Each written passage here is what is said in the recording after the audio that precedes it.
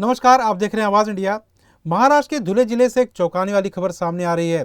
अमरावती जिले के पंकज घावट नाम के एक जवान की पुलिस ट्रेनिंग के दौरान मौत हो गई। 42 साल के पंकज घावट अमरावती के असे गांव पूर्णा गांव के रहने वाले थे और सेवानिवृत्त फौजी थे। वे इन दिनों धुले शहर के पुलिस ट्रेनिंग सेंटर में ट्रेनिंग ले रहे थे। जानकारी मुताबिक जब वे रोज की तरह शारीरिक अभ्यास कर रहे थे, तभी उन्हें अचानक सीने में तेज दर्द हुआ। उनके साथ मौजूद साथियों ने उन्हें तुरंत अस्पताल लेकर गए, लेकिन डॉक्टरों ने उन्हें मृत घोषित कर दिया। पुलिस ट्रेनिंग सेंटर के कमांडर विजय पवार ने बताया कि पंकज घावट नियमित अभ्यास कर रहे थे, तभी यह हादसा हुआ। फिलहाल डॉक्टरों का कहना है कि शायद उन्हें दिल का दौरा पड़ा था, लेकिन मौत का सही कारण अब तक साफ नहीं है।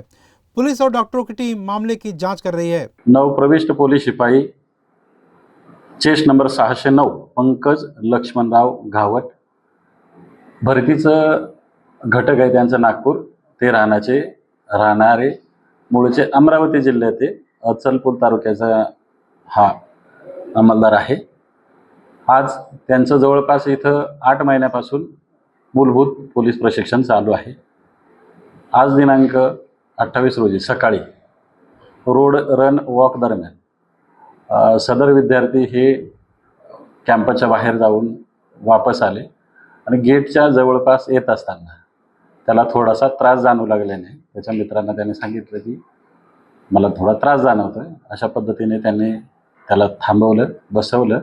लगेच आमची जी पोलीस व्हॅन होती, तिथले जे अधिकारी होते त्यांना बोलवून घेतलं आणि अधिकाऱ्यांनी तात्काळ त्याला सिव्हिल हॉस्पिटल येथे दाखल केले। सिव्हिल हॉस्पिटल येथे दाखल केल्यानंतर डॉक्टरांच्या टीमने सांगितलं की सदर विद्यार्थी हा इजी आपला रिस्पॉन्ड करत नाही आहे, तर यावरून सदर विद्यार्थ्यांची डेथ झाली असं डॉक्टरांनी सांगितलं आहे।